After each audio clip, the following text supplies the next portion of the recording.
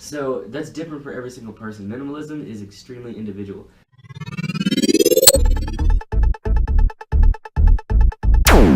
What's up, guys? So in this episode for Minimalism Monday, I'm gonna talk about the difference between my version of minimalism, the well-known version of minimalism, and then the KonMari method, which I've heard a lot about recently. So in the KonMari method, you take different categories. So you categorize all your stuff. So like clothing, miscellaneous, office supplies, stuff like that, books, and you categorize everything. Then you take every single thing from one category, so every clothing piece that you own, put it in a pile on the ground, and then you go through everything one piece at a time, and you just pick it up and say, does this make me happy, or does this spark joy?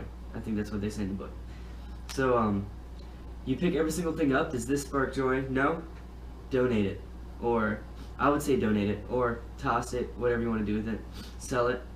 If it does, keep it. And you do that for every single piece of clothing you own. Then at the end, take all the stuff you're not going to keep, get rid of it, go back, every single book you own, put it all in one spot, pick them all up one thing at a time. So this is a very emotional based way of minimalism, or just cleaning your room. Technically, if there's a lot of things you own that spark joy for you, you would start getting away from minimalism, especially if you're very material. But it's a good start.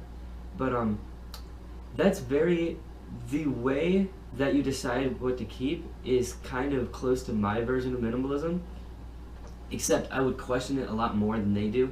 So let's say, what if I have 100 books, 200 books? I take all the books, every single book I own sparks joy because I like knowledge, but I don't necessarily need all these books. So in The Thriving Minimalist, he talks about does something serve you? So he talks about it, Brittany Taylor talks about it. They're the only ones really that talk about, does it really serve you? Other people go mostly by utility. So I would have 200 books. All of them would make me happy that I have them, but none of them would actually be doing anything in my life to make my life better. They could be way better used in someone else's life. Let's say I have 50 books about anatomy and physiology. I've already read all of them, right? It makes me happy having them because it reminds me of how much knowledge I have, and I like just seeing the knowledge. But there are like 50 other people out there that could be reading this book for the first time, but they're not because I have them all in my house.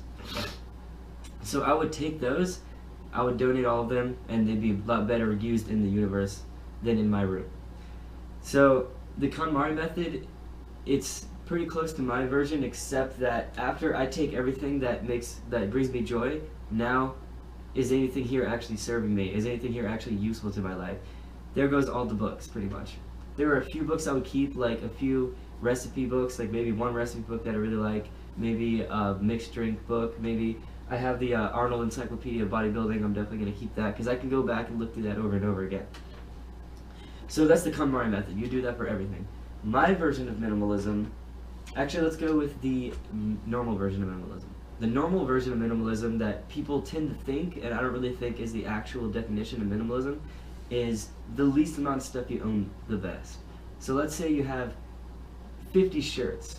How many shirts do you really need? Let's say you only need 7 shirts at most. One for each day of the week, do your laundry on Sunday, and you have one for each day of the week. Technically 7 shirts is a lot of shirts. Let's say you have 7 shirts and 3 different pants. You can do a lot of different combinations. I think that's 21 outfit combinations. So you could literally wear a different outfit every day for 3 weeks, and then you can start recycling. So that's good. But in the KonMari method, let's say you own a bunch of vintage shirts or a bunch of shirts that you really like. You start with 50, now you've got 25. You still have way too many shirts, yeah? Like right now, I think I already counted for you guys, right? 9 shirts,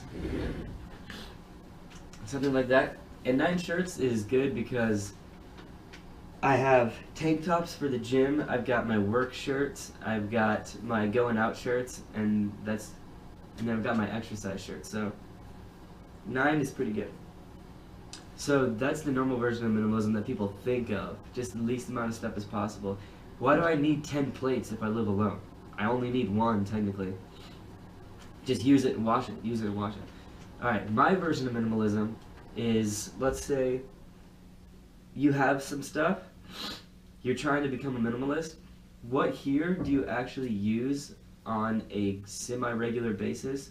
What here brings you joy? What here actually serves you? What here do you actually need? So that's different for every single person. Minimalism is extremely individual. So for me, I like a full-size bed. I could do with way less, but I grew up my entire life living on like a twin-size bed all the way up until I graduated college, or until senior year of college. So when I got this full-size, it was like, good job, Jake. Your senior year in college, you're about to graduate. It's going to be awesome. Your GPA is awesome. So this was a gift to myself, and it takes up like half my room, and it's completely not minimalist. But in my definition of minimalism, and in the KonMari method of minimalism, I'm allowed to keep this. You're allowed to do whatever you want, you know? If you want to have two full-size beds next to each other and that's what really makes you happy, then go ahead and do that. Your version of minimalism might be different. Maybe you have two huge beds, but you don't have a computer, you have like one shirt, and you have like one shoes. So that's the difference. My version is emotional and it's logical. The KonMari method is more emotional, and then the general idea of minimalism is a lot more logical. So that's pretty much it. There's a quick run through for my version of minimalism, and the KonMari method, and then the general idea of minimalism.